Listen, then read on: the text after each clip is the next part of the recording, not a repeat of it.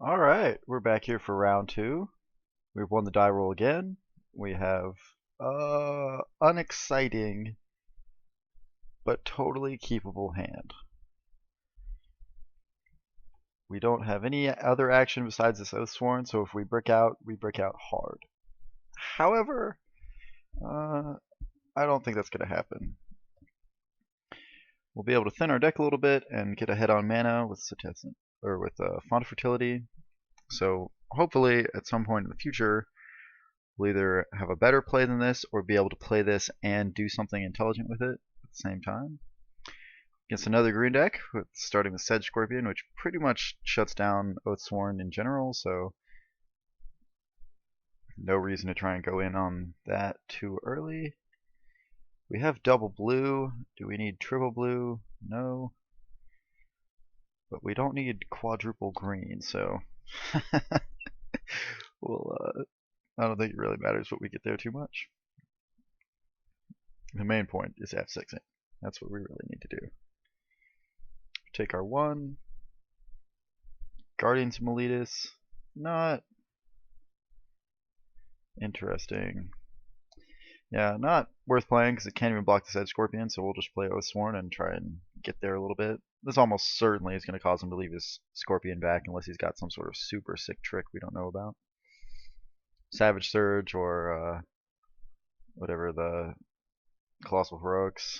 You know, these could be reasons to attack with it, but it doesn't look like that's what he's doing. We're going to play the Guardians and leave up Nullify to maximize our mana here.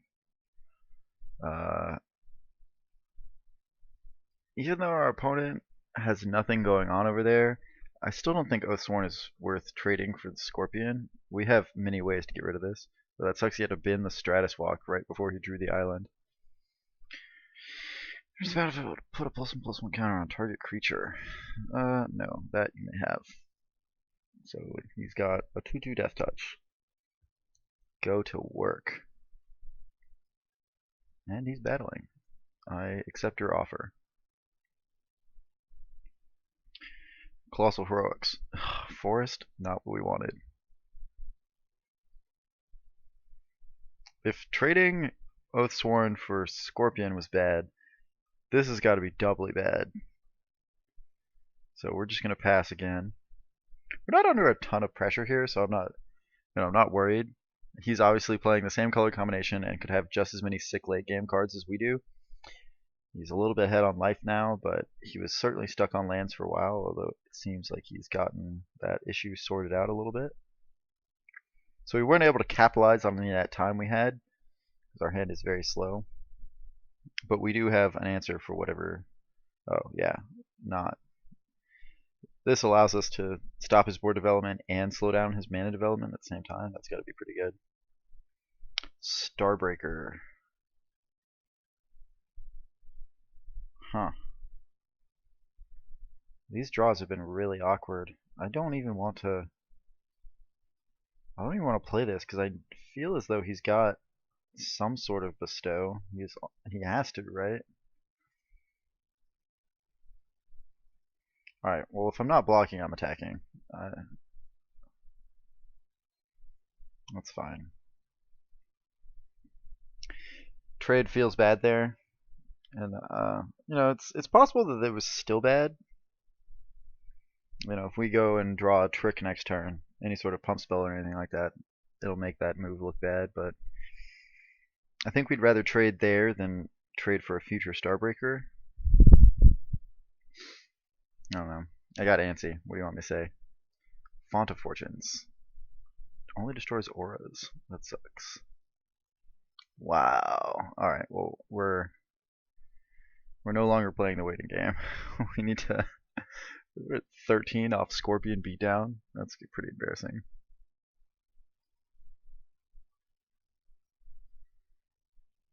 So, how many lands do we have left in our deck?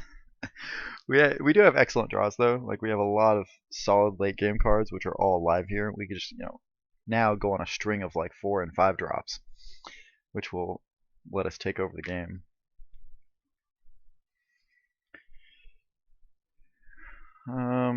Yeah, I've heard of worse blocks, but I'm running it. Alright, fine. Here we are. This is where we are at.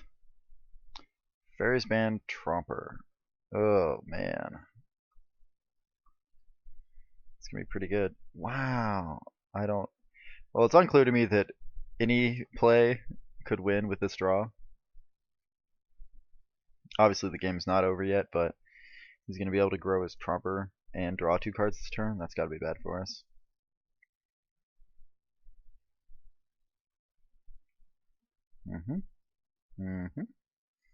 Still no double green, that's probably good. He is, of course, attacking. We are, of course, blocking. And hoping not to draw another land.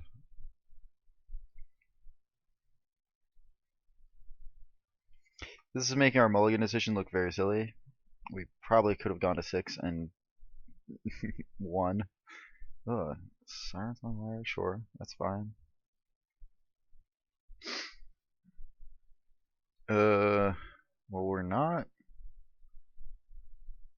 bestowing, I don't think.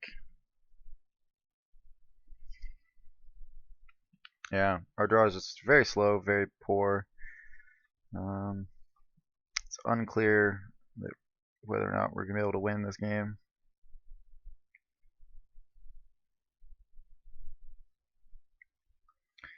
He now has a 4/4. We still have an 0/6. We'll see if he chooses to tap the Guardians to get in damage. Nyxborn Triton. Wowie zowie. Like he's playing these exceedingly mediocre cards and I'm like getting crushed. Yeah, our draw was just really bad. We should have mulliganed.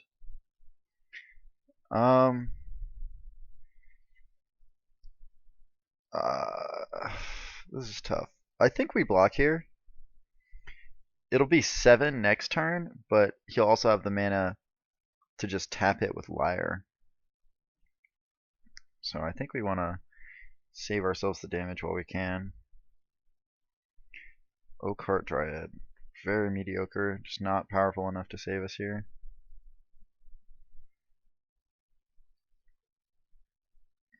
And we bash. So, what are we looking to draw? Sea God's Revenge would be okay, but not exciting. Sudden Storm would be really good.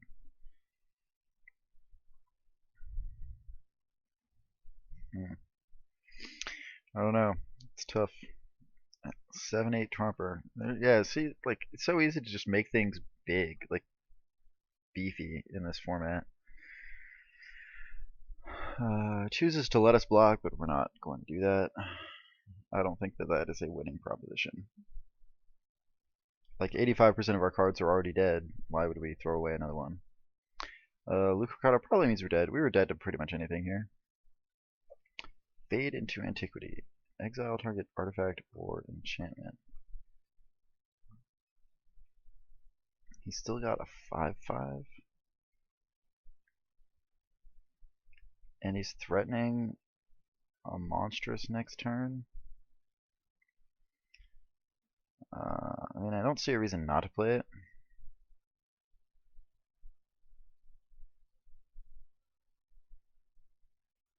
It's kind of unfortunate. Yes, it's a cloud. Okay. Well, next game we will be on the play and hopefully make a better mulligan decision, I guess. It's hard to say that this is not my fault, but it's also hard to say that it is. This is just the thing that happens sometimes.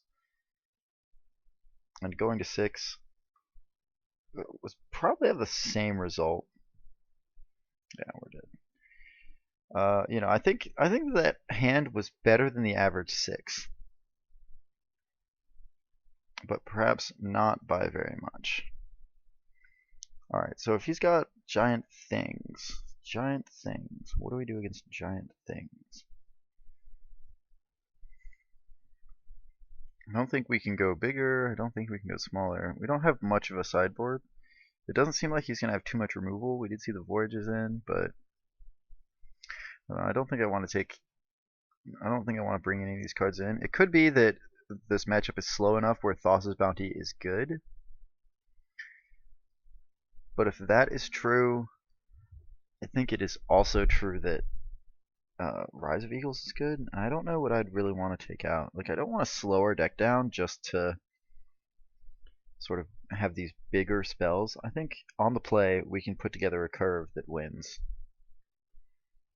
Possible Guardians of Miletus isn't good. Yeah, I think I'll do that. I think I'll take out Guardians of Miletus and put in Thassa's Bounty, because it's very possible that he can just outclass this. We saw in that game he didn't need to have very much in order to make a creature that this couldn't block. And against Death Touchers, Defender is not excellent. We would like to play first. This hand is okay.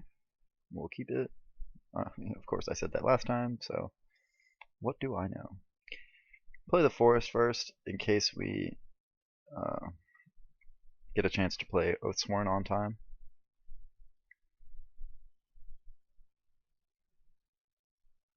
Which doesn't look like it's going to happen. I think possibly in an empty board, though, I might even rather have Daring Thief in play. Starfish, sure. Starfish is very good. I wish we would have had one of these in our deck.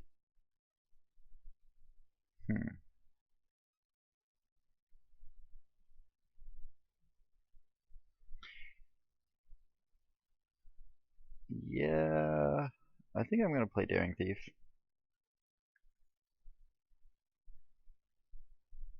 Rather than Oathsworn. I think next turn we'll go Oathsworn. You know, we'll have a 4 this next turn, then a 5, and then Bestow on 6. And that ought to be pretty good. Getting to scry every turn obviously is very very powerful.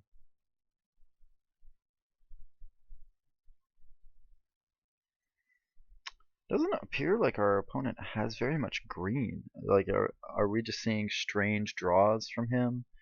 Or is he really playing that many islands and so few forests?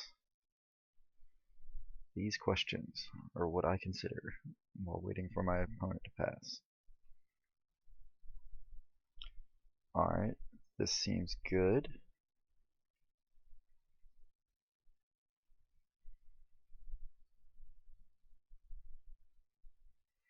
I don't think I want to attack, because there's enough combat tricks where that just doesn't really seem like something we want to do. Next turn we're going to get a pretty sick opportunity to bestow Fate Foretold onto Oathsworn and Bash.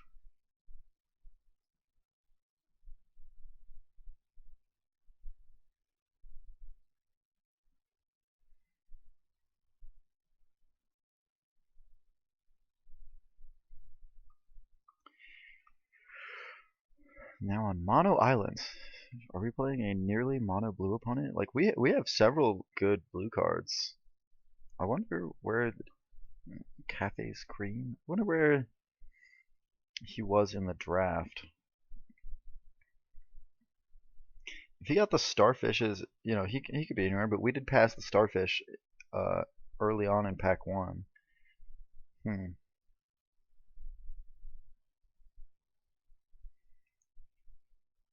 Yeah, he could have any of the counter spells open right here, so I think I want to go with Fate Foretold instead of Anthusa. I would rather not get this countered.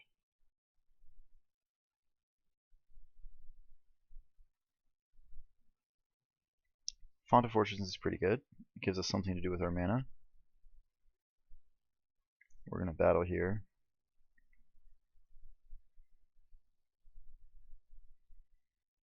Get in for 3, that's fine. Play Font of Fortunes and pass. So, I kind of like how this game is going, but obviously this could turn around at any point if our opponent, you know, just finds some business to do. Like, this board state is not rock solid. Now, next turn with Nylea's Emissary, this is going to be a pretty big game. A 9/9 Trampler is not irrelevant by any stretch of the imagination.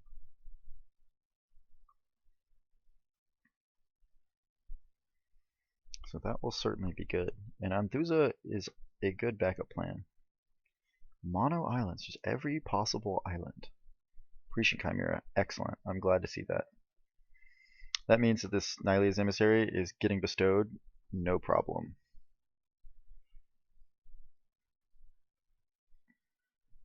Do I want to do this? Is this a thing that I would want to do? I have to do it anyway. Choose target? No. What's your ability on this deck? Choose a thing. Choose a thing. Oh my god. Choose a thing. Choose a thing. I just don't want to do this. No, okay. Why does it not give you the opportunity to just skip this? Moto, come on, man. Cast with Bestow. To make huge. Can we make huge? It looks as though we can make huge.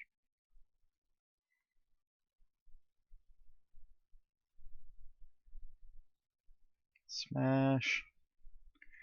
Alright, now I'm feeling a little bit better. He could obviously have Voyage's End or something to like mess this up, but I like having an 8/8 Trampler in play when he's at 9. That makes me feel good. Obviously he gets like a million chances to find what he needs to answer this though. Scryed so many times.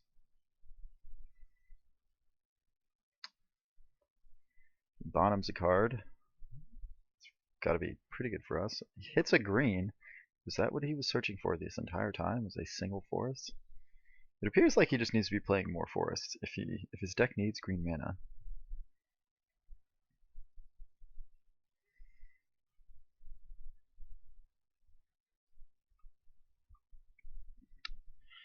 I can only imagine what's going to go on here. Our opponent could have basically anything. Griptide would be very bad. Voyage's End would be very bad. Eternity Snare would be very bad. It's like almost infinity things. Stratus Walking, the Sigiled Starfish. That is not what I would call very bad. Alright, yet more action. Messian Courser, sure. I can accept that. Does our opponent attack? I think. Oh, well, he doesn't want to. Okay. That's acceptable. Could have Retraction Helix too, I guess.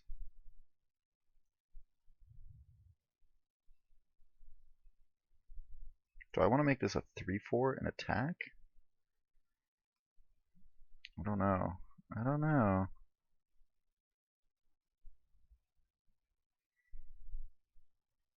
We can make this a 9 and force him to chump.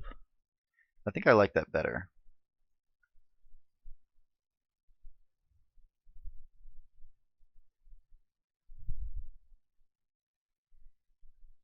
Yeah, I think this is the play.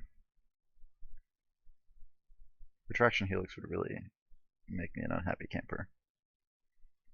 Chooses to chump. That's fine. Very low life total now. Hopefully we'll draw a Sedge Scorpion. Didn't. But we did draw Thassa's Bounty, which is going to be good here. Based on the way this game played out, I'm liking my decision to bring this in.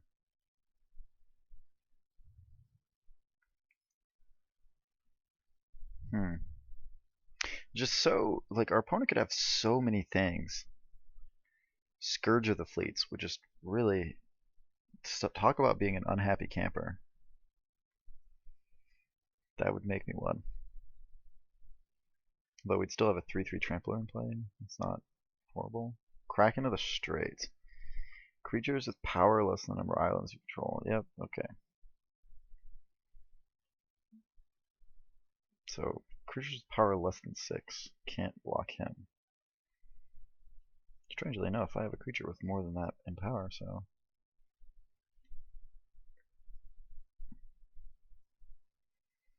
What do we do here? This is just like so suicidal, right?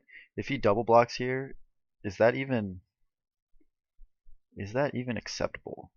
Can you justify doing something like that in this format where everything is a combat trick. Obviously, I don't really think he has much of a choice, but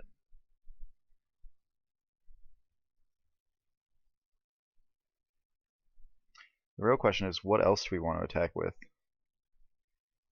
I think he's locked in, like actually locked into blocking Prescient Chimera and Kraken of the Straits on Setessan Oathsworn. I can't see that not happening. So we'd get a free roll for 2 damage, basically.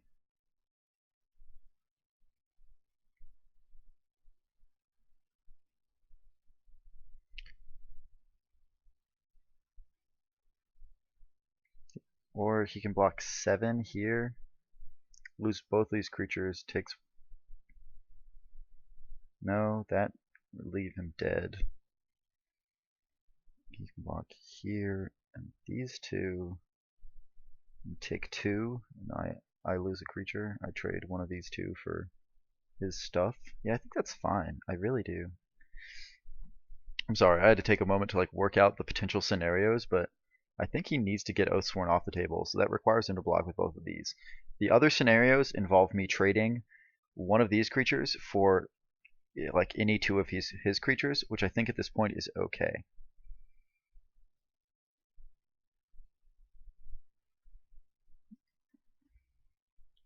So now he's reconsidering.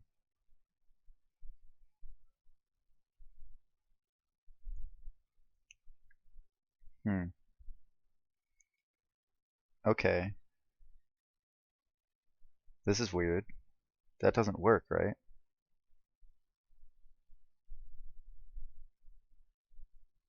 Yeah, that's not a valid blocking scenario. Yeah. Oh, that's strange. That being said, I don't think he was really in great shape to win that game. Either way. So we're back here again. Do we want to do more of the same? Because it appeared like the expensive cards were better in that game. I don't know if that's going to continue to be true, though. We're now in the draw. Counterman's starting to look better now that we know he has such huge, crazy things.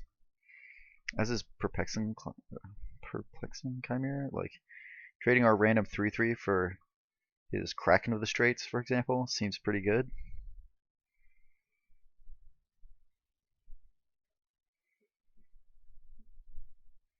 Guess we really only get one chance to decide here, going into game 3. I kind of like where our deck is at, though. I'm not sure that I can justify bringing in Perplexing Chimera. I can't even... Well, I'm definitely not bringing it in because I can't even pronounce the card name, so I'm not going to risk embarrassing myself even further by failing to say it correctly a 15th time. Our hand is fine, so I'm going to keep. Fade in Antiquity is an okay draw. We've definitely seen that he has targets for this, even if they're not the sickest. Flitter Step Eidolon can't be blocked. And it won't be. And it won't be. Rest assured.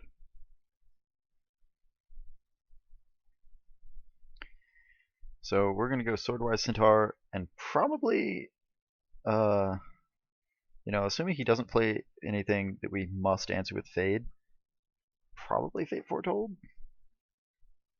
I think I'd rather get into a situation where I can play Font and crack it. Well, I can't block, MtGO, thanks. Scorpion! Curse you. Oh, well, we have Scorpion of our own, which lets us utilize our mana in a reasonably efficient manner. I'm going to get the 2-for-1 on Fate Foretold here. I mean, I can't really imagine he doesn't block. Maybe he doesn't want to. Maybe he wants to make this huge again. By huge, I mean a 2/2. Yeah, that's fine. We'll just get our extra card. Sudden Storm is a pretty good extra card to get. We have our own Sedge Scorpion. Pass the turn back. This already is turning out to be a much more eventful early game, much more interactive game. We've both kept silly hands, I guess, in the previous two games, but it appears like we're working on all cylinders for game 3 here, so this is going to be interesting. Nylea's Disciple seems very good. I like playing it here. And, you know, he was representing Dissolve or Countermand. This is something I'm okay.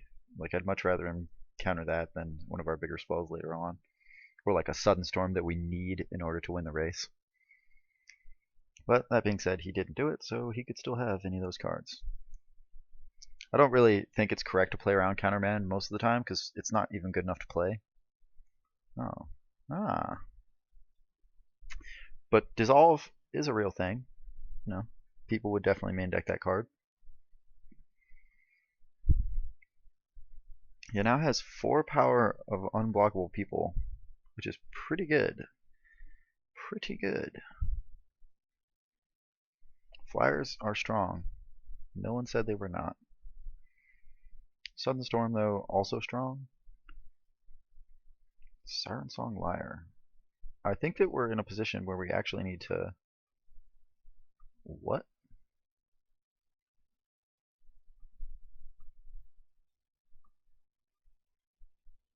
What?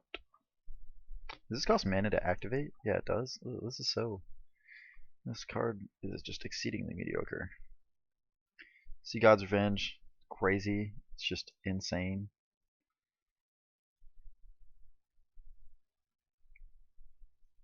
I'll give my opponent the chance to block first, I believe.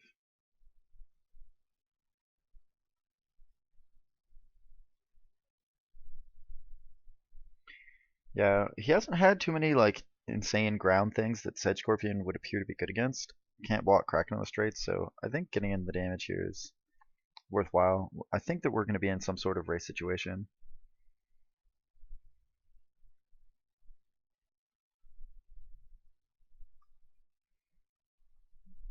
The question is, do I want to get rid of the Lyre, or do I want to get rid of the Eidolon?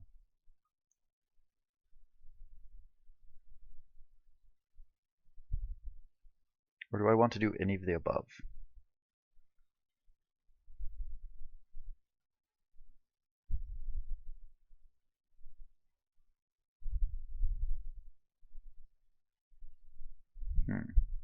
This is a tough decision.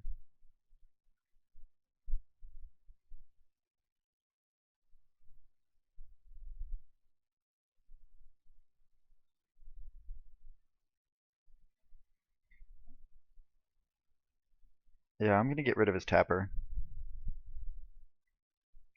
That decision could come to define the later parts of this game. If it turns out to be a pure race scenario, I think it would have been better used somewhere else perhaps, but if we get a large late game ender kind of creature thing going, the Lyre is going to be very bad for us. And I want to maximize the use of our mana this turn. It looks like we're going to need every bit of it going forward. Yeah, opponent is looking to trade 4 for 4 here, which I am willing to accept. Sphinx's Disciple. That is a card.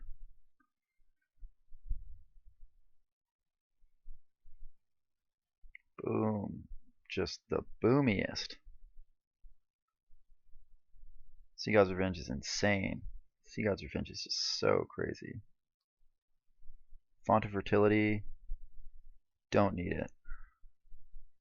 Smashing for 4. All about it.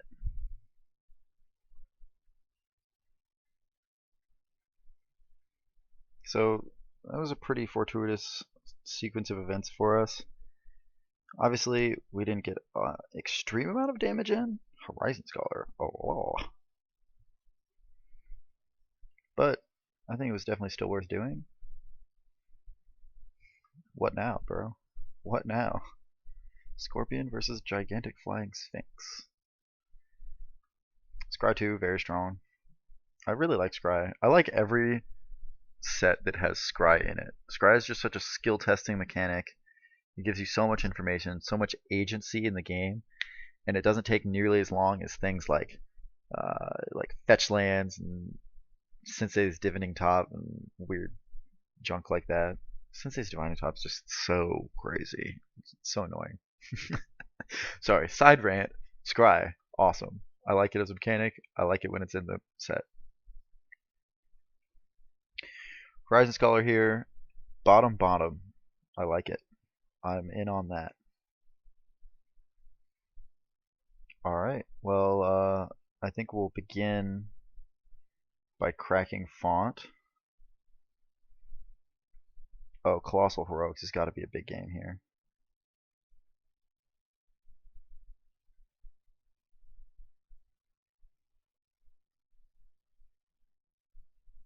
Is Colossal Heroics just lethal next turn?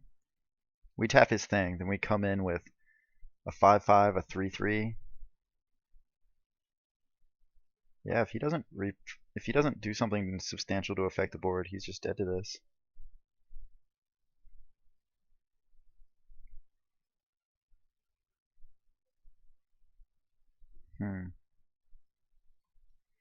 But it might be better just to play Starbreaker, take 4. Yeah, I think that's better. I think I like developing the board here. I think Sudden Storm can get more value than just one creature. We still get to attack for 1 because he's definitely not blocking. It's just got to be insane. Yeah. Alright, so I'm comfortable. We're still at 14.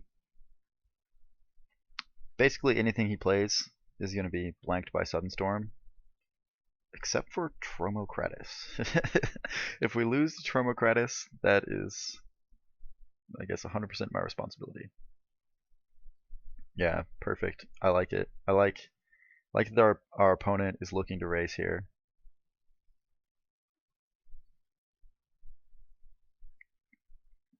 I think we're advantaged in that scenario. I think we're set up well to fight that battle. It's huge. Okay, sure. Sigiled Starfish. Yep.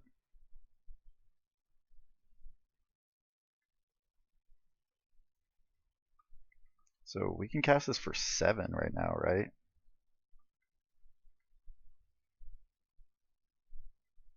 We can.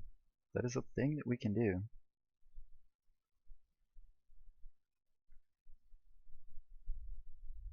Alternatively,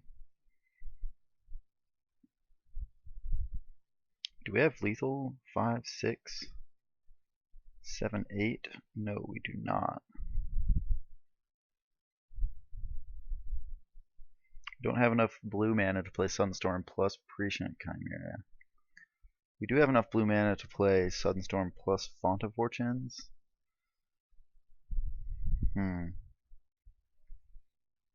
I think I like just battling with all 3. He has to make some serious blocking decisions. No blocks, he's dead. Double block, he just loses 2 creatures and takes a bunch of damage. So that's his only blocks? Alright, well.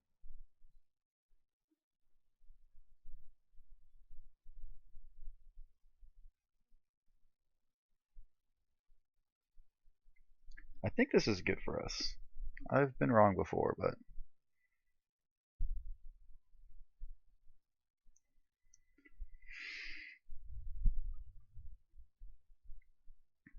6, 7, 8. Well, you know, there's definitely spells he could have to kill us, but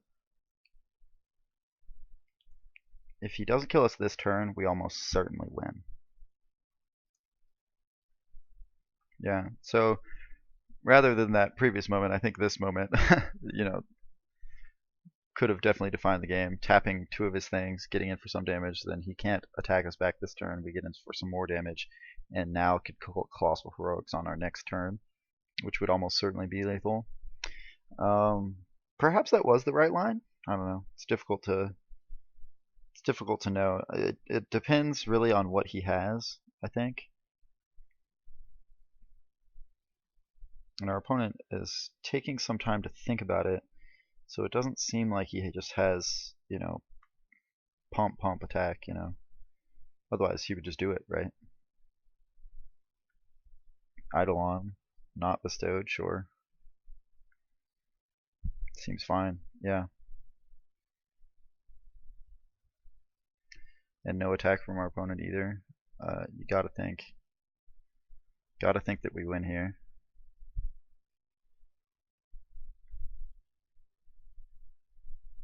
Definitely bottoming the forest. Definitely moving to attacks.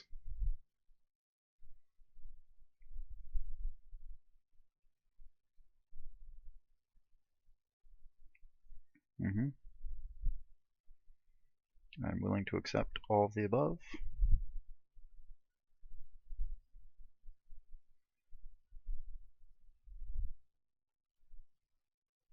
Sure. Triton Tactics I think was the most obvious like blowout there, but I think we're dead to Triton Tactics in 100% of cases. And in fact, Triton Tactics is such a strong card that I don't think that you can play around it. I don't believe that there is a way that you can just say, oh, well, I don't want to attack here, because maybe he has Triton Tactics. Of course he could have Triton Tactics, and it's going to be ridiculous. I'm pretty comfortable with this. Yep. Seems good.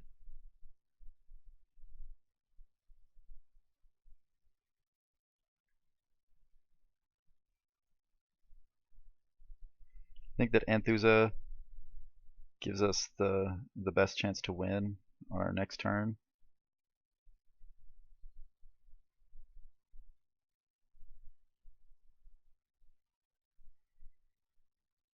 Here it is. Here is the moment. Does our opponent have something to win the game?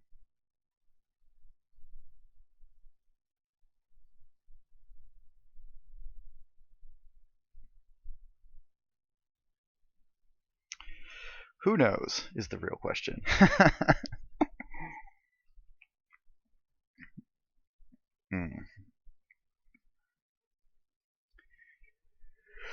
Oh man. In other news, no, attacking? Yeah, well that's decent. Well, we're not dead, so that seems good. Prescient Chimera, sure.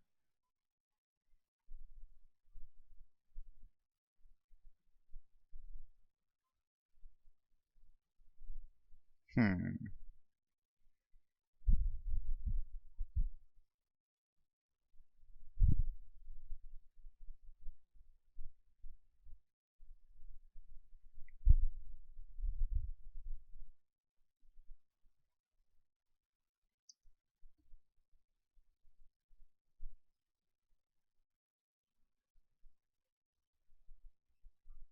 Does this let you untap the lands? No, it doesn't, right? Okay.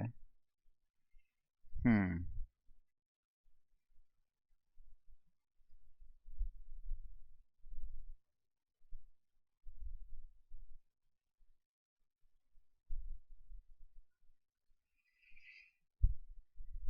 If we play something for 6, then I can't really do anything. So yeah, ugh. I'm gonna play Prescient Chimera. Gonna play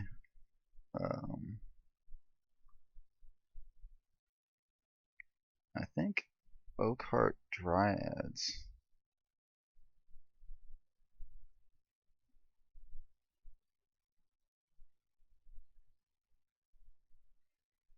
Yeah, I think we just lose. I'm pretty sure that our opponent is going to just chump with Nessian Courser, then attacks us back for 7 in the air, or 9 in the air.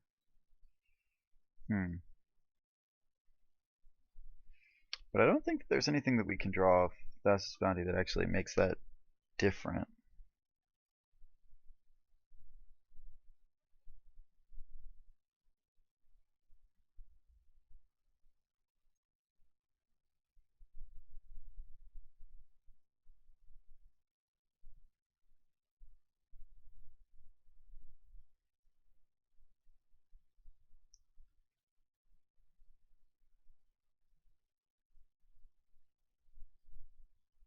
We'll see what they choose to do here. Definitely an interesting game. A lot of decisions to be made in this game. It kind of sucks that like the first two games of this round were much less interactive. We both had strange things going on with our mana. It would have been very cool to see a full 3 games where we really both got to play Magic in this matchup.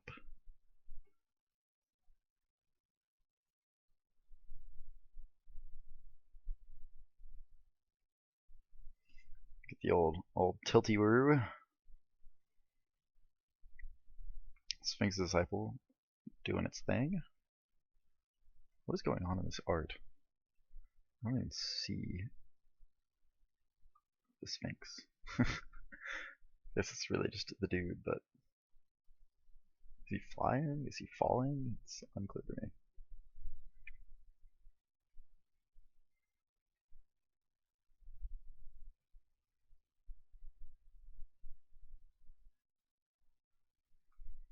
Alright.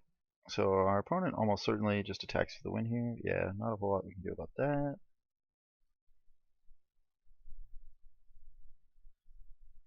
Alright, GG. Well, thank you guys for watching. This is a Theros Block draft.